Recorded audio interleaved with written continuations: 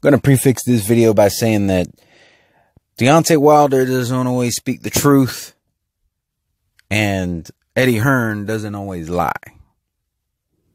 Now, saying this because, you hear a lot of things from Anthony Joshua detractors, and I'm not going to lie, there are times where Deontay Wilder speaks the truth. And then there are times that Eddie Hearn lies. But it's not that Eddie Hearn always lies, and it's not that Deontay Wilder always tells the truth. Particularly when it comes to the situation between these two guys and making the fight that we all really want to see, or that you should at least. Don't get me wrong, a rematch with Tyson Fury is good and all, but you honestly rather see that one than the Anthony Joshua fight? I don't. I want to see an undisputed champion.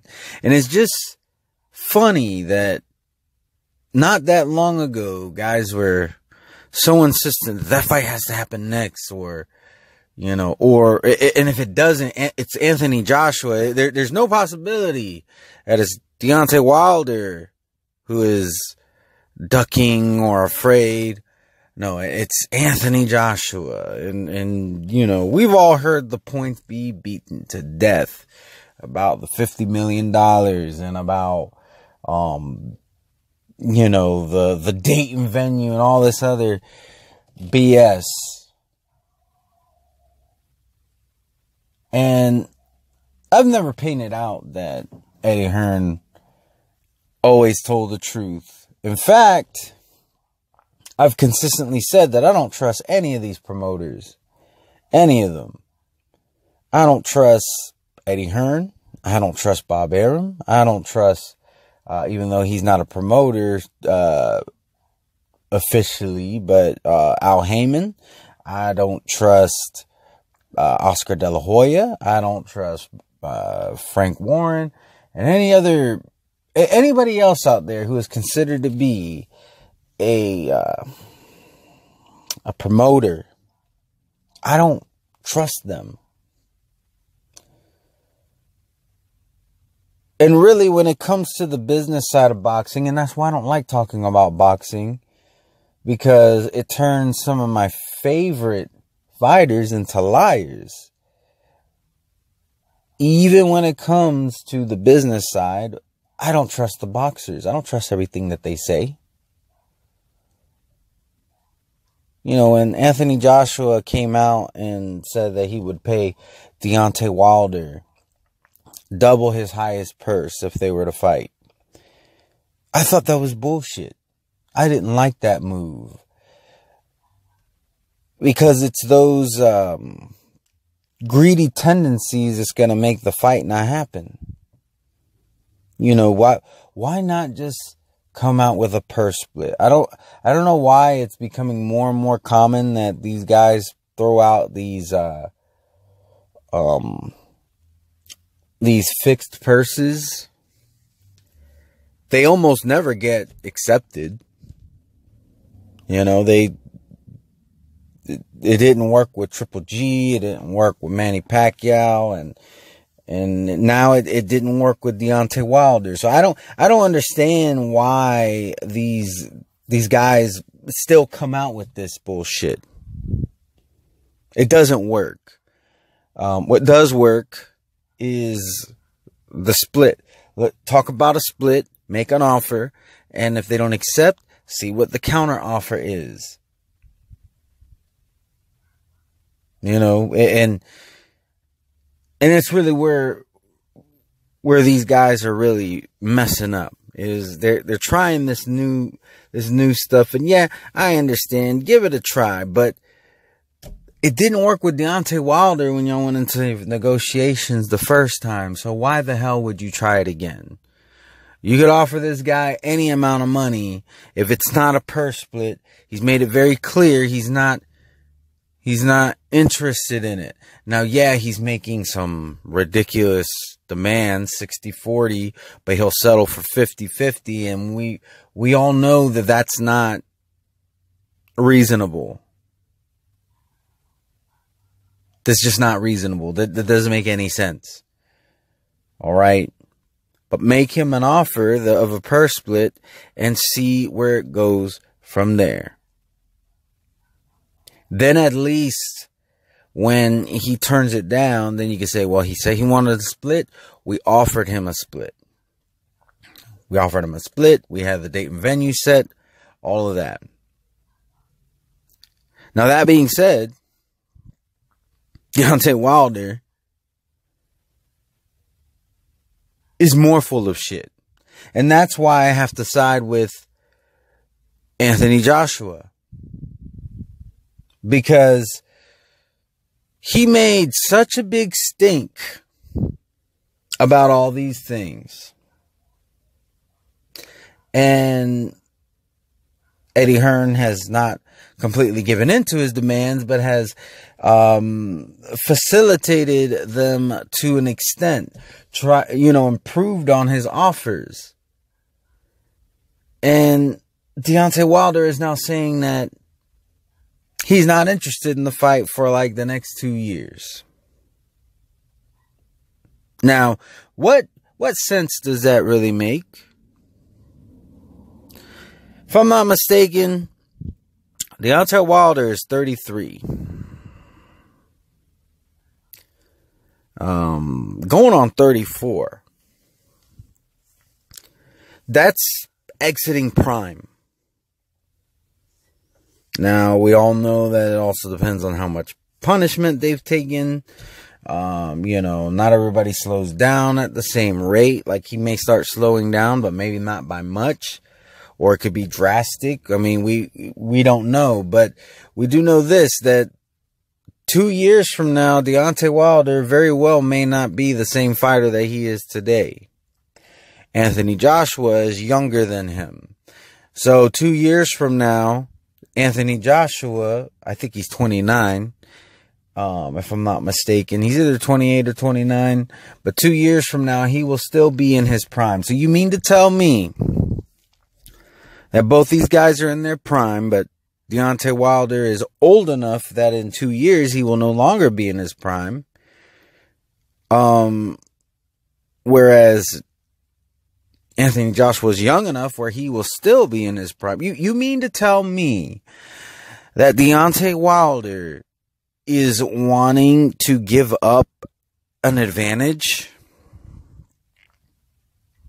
No, he's not wanting to give up an advantage. He's just full of shit. He is full of shit. You want to know why? It's not just the fact that he said he's not interested for like the next 2 years. It's the fact that he made this big stink about one face, one name, one champion, Deontay Wilder. No. If that was really the case, then you would be trying to make this fight and not after 2 years. That tells me he never had the intention of making the fight. And don't come at me with that $50 million bullshit, because that's been debunked to death. Anthony Joshua could not accept the $50 million. Okay? Yes, Anthony Joshua does not have exclusivity to DAZN here in the States, but he does he does have exclusivity to Sky Network in the UK. The States isn't the only place that matters, people. And in case you didn't notice, homeboy has an accent. That UK revenue and those UK legalities probably mean more to Anthony Joshua than the United States legalities. Just saying. Not saying that he doesn't care about the U.S. market at all. But when your home base is out of the U.K., you tend to worry about those affairs a little bit more. That is where you live. That is where all your friends and family live. You may have some friends in the United States. You may have some acquaintances, you know, some business partners. But at the end of the day, it's the UK. The UK is where this dude lays his head. That is where he lives. So acting like he shouldn't care about the UK legalities and all that, that's ingenuous. If you're a real boxing fan, that is ingenuous.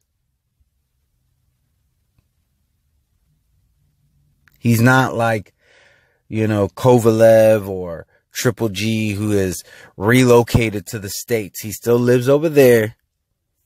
Therefore, he's going to be more worried about those affairs. So if he was to take a hit, he's not going to take it on the UK side. He's going to take it on the US side. Now, on the other side, with Deontay Wilder, as far as I know, he has no kind of international presence, really. And that's the other thing. Like how the hell is this guy A-side? He's not unified. You know, he's not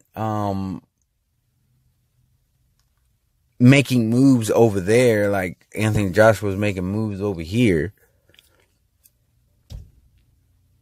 He's not pulling in the kind of money. Like it just boggles my mind how some of these Deontay Wilder fans have tricked themselves into thinking that somehow this guy is the A-side, that this guy is the guy to beat.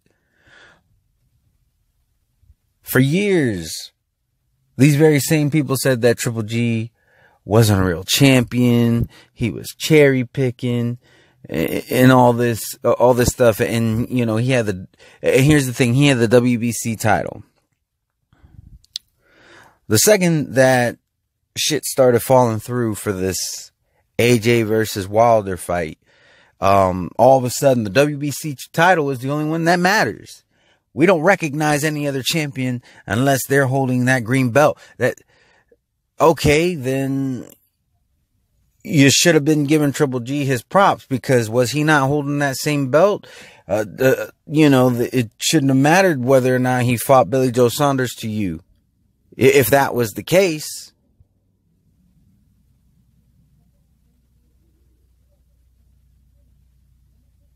My point is this. Does Eddie Hearn lie? Yes. Does Deontay Wilder ever tell the truth? Yes, he does. Does Deontay Wilder always tell the truth? No. He didn't tell the truth when he said that, you know, he's a warrior and he would fight a fighter on PEDs. And yes, he did say that. Because when he was asked about should Triple G fight Canelo Alvarez on the Breakfast Club, that's what he said. He said, well, he really didn't answer the question. He just said, I'm a warrior. If I was him, I'd fight him. But yet, the first Ortiz fight fell through, and he never fought Povetkin, and those were both based on PED use.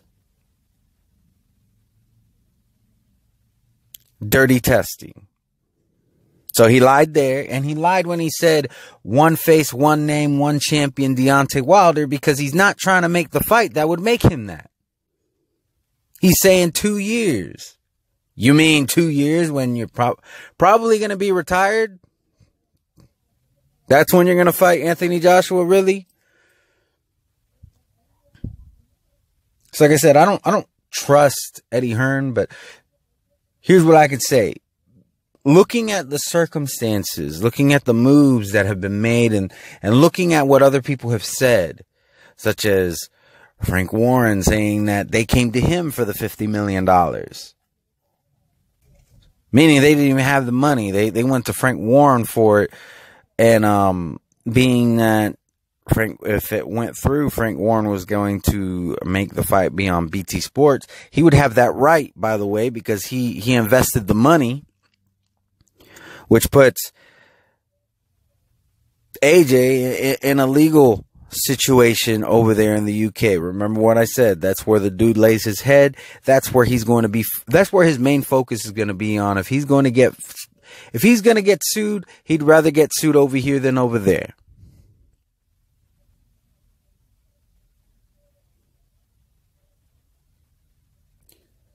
So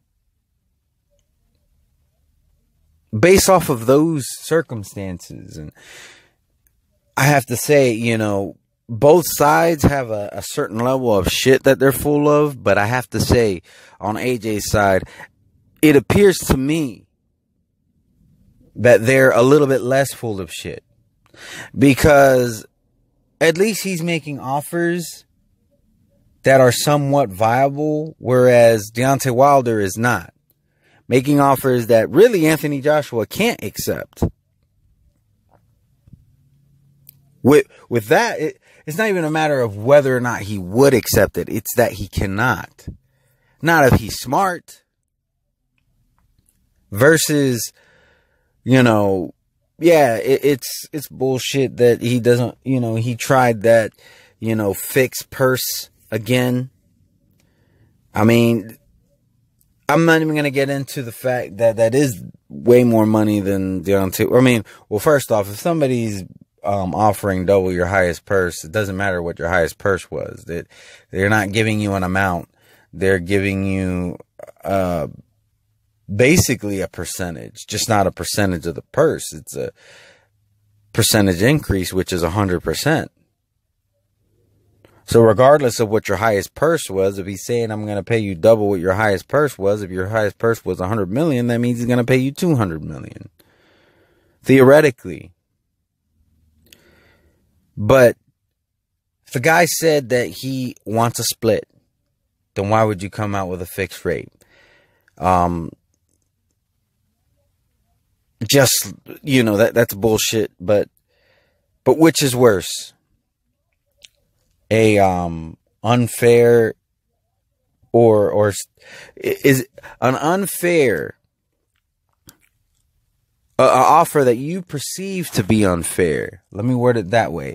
If an offer you perceive to be unfair is offered, is that worse than an offer that he can't accept? Which is worse?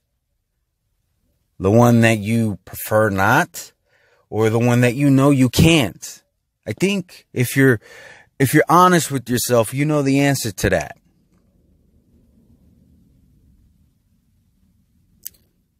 That's what I got to say about the heavyweight situation. Now, real quick, I want to touch on at least one other thing in this video. Adrian Broner versus Manny Pacquiao. Adrian Broner is delusional, completely delusional. And anybody who says that he won that fight is just as delusional as him, for different reasons. Because I've heard a lot of people who have said that Adrian Broner is done, that Adrian Broner doesn't take the sport seriously. They're right in saying that, but a lot of those same people are also saying that he beat Manny Pacquiao. The reason why they're delusional is simply because of hate. They simply hate Manny Pacquiao more than they dislike Broner's tendencies.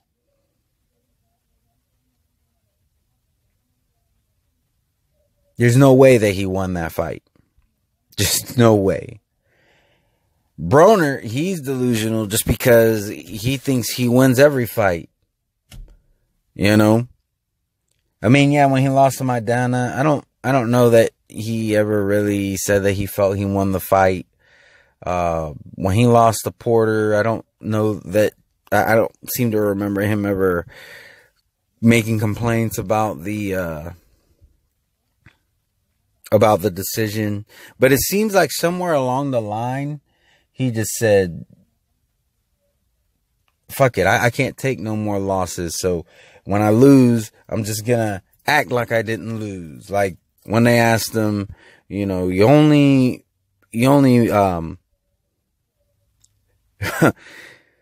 they asked him something along the lines of, you only landed 50 punches in the whole fight, and you only landed one punch in the 12th round. Do you truly and honestly believe that you won the fight? And he was like, hell yeah. Just like when you know you want cheese on that cheeseburger. Like, what the fuck are you laughing about? That logic makes no fucking sense. Like, you're laughing like everybody in the room is really understanding where you're coming from. No, like, I don't understand how me wanting cheese on my burger has anything to do with the fact that you fought like shit and think you still won the fight. Like, what the fuck is so funny? It's not funny. You're delusional and you think it's a joke. Like, you can't honestly tell me that you think you beat Manny Pacquiao. Just like you wanted the cheese on the cheeseburger, you wanted to beat Manny Pacquiao. In that sense, I guess I could see your logic. But did you actually put the cheese on the cheeseburger? No, because you didn't put hands on the Manny Pacquiao. You did the same bullshit that you do every single fight when you step up in competition. Every time you fight an elite fighter, you get gun shy and you fight like shit. If it's Ashley Theophane, you will beat him 100 times out of 100. But if you're fighting Mikey Garcia, if you're fighting Sean Porter, if you're fighting Maidana, if you're fighting Manny Pacquiao, if you're fighting Terrence Crawford, if you're fighting Errol Spence Jr., if you're fighting Keith one-time Thurman, you're losing. The cheese will not be put on the cheeseburger. So shut the fuck up and get serious. Speaking of Keith Thurman, I got to give a little bit of tough love right now. Anybody who's watched me long enough knows that I am a Keith Thurman fan.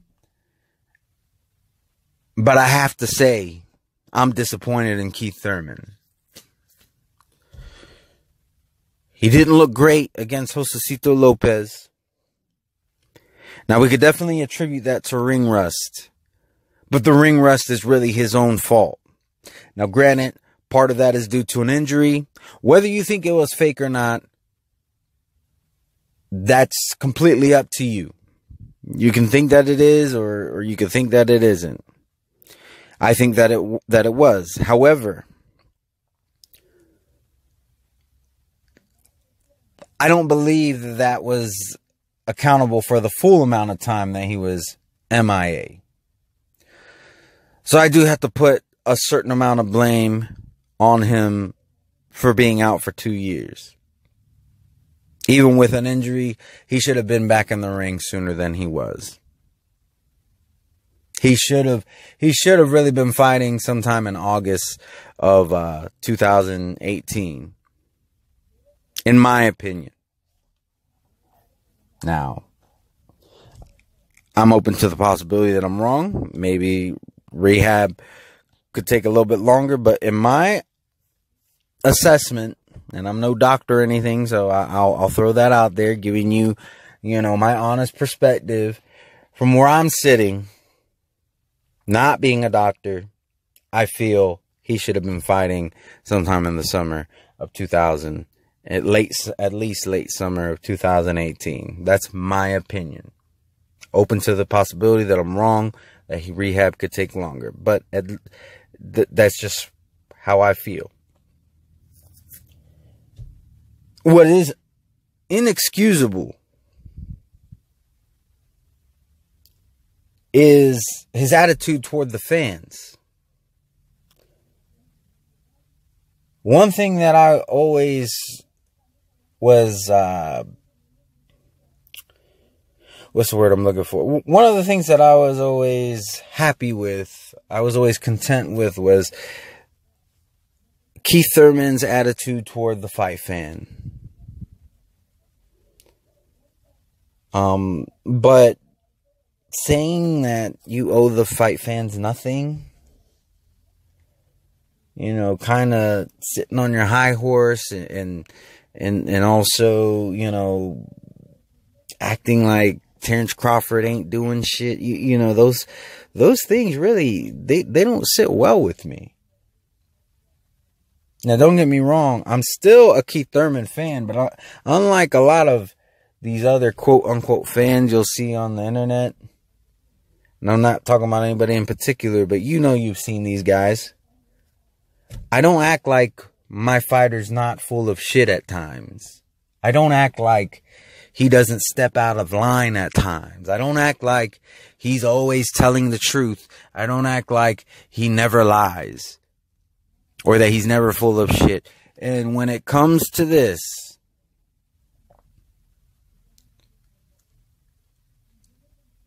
yes, fighters are putting their lives on the line, but the only reason why they're able to make a living doing that is because of us.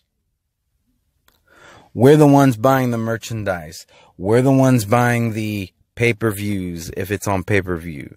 We're the ones paying for the DAZN subscriptions. We're the one paying for the Showtime subscriptions. We're the ones who are investing time watching you. And I can say this because I personally have put money into the pocket of Keith Thurman. But when I say personally, I don't want you to think I put money in his pocket. But I bought tickets to go see him fight. So I can speak on this. The only reason why he's able to put his life on the line to live the life that he's living is because of the fight fans.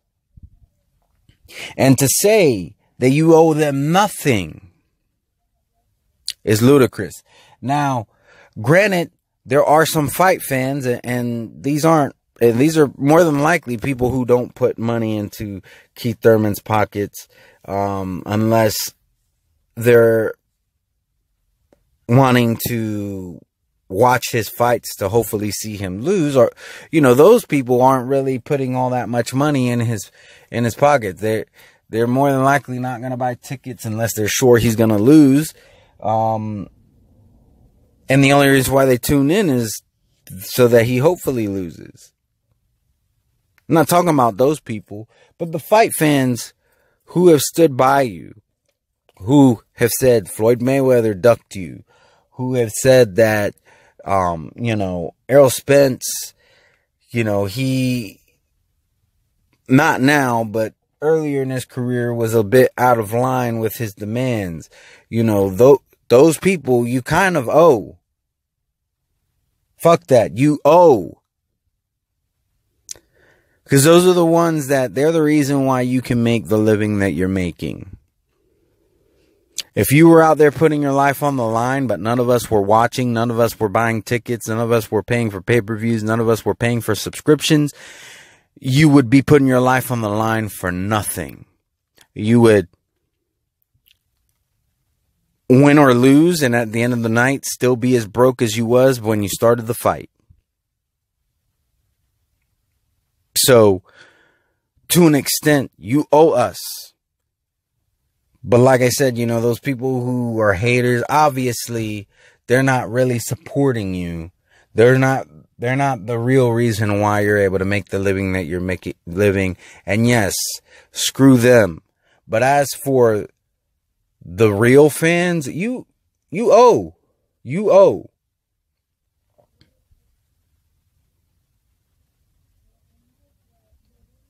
Now, as far as my assessment of the fight, yeah, he should have been doing better. He should have did better. The only excuse that he has is the ring rust, but to an extent, that's all on him, so that's not even a real excuse. Anyways, these are some things that I've missed covering since my last video. In case you're wondering, I am fine. I have been dealing with certain things in my life. I'm hoping to have more time. And I actually made a year-end shout-out video that I never uploaded because the audio was completely unusable. Obviously, now we're in February, so it's kind of pointless to do that. However, there are some channels that I would like to mention. I'm going to try to do that soon, because there are some channels that I've come across that have really, I feel like this is the revitalization of the YTBC that was needed. There are some channels out there that are completely killing it, completely doing a great job.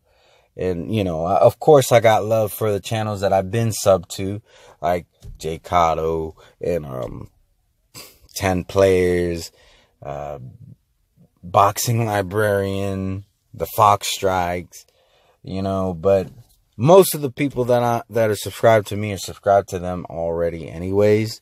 But there are some channels that, and I'm not saying that none of you are subscribed to these channels, but there are probably some that you're not aware of, and I kind of want to give some spotlight to them. So hopefully soon I can get all the information together, because I don't want to leave anybody out.